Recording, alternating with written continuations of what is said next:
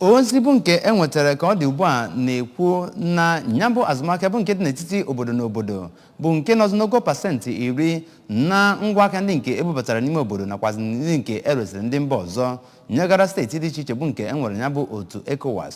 Nke a bụ nke emetụtaghị nyabụ agwụ ndị mmadụ nwere iji nweta nyabụ akwụkwọ ego na dọla nke ndị mba United States ma bụrụkwazị nke ga-eme ka ọnọdụ obibi ndụ gbago n'ọkwa dị elu.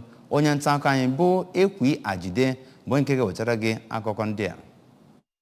Oge ọ na-ekwu okwu n'ọgbakọ akwadoro ndị omebe iwu ECOWAS na Guinea-Bissau ka okwuru ndị omebe iwu Dr. Sidi Tunis sịrị n'agbanyeghị ikike ndị otu ECOWAS na-agba maka otu ego na ECOWAS na enwere ndị si n'iro akpasa ya bụ atụmatụ nke mere na ọ dị oke mkpa ịrụsi ọrụ ike ịhụ na atụmatụ ahụ pụtara ihe. Ya bụ ọgbakọ nke akpọrọ otu ego ECOWAS na ọba ego ịkwụ ụgwọ bụ nkwarangwa maka ịkwalite ịzụ ahịa nke obodo bụ nke izizi n'afọ 2023. Dịka Tunis siri kwuo, enwere ọtụtụ irite elele dị na ECOWAS inwe otu ego n'ihi na ọ ga-akwụsị ịgbari ihu ọbụla dị maka ọnụahịa n'obodo. Ndị egwu nọ n'ebe ahụ gosipụtara njirimara ha na nkwenyesi ike n'ịkwalite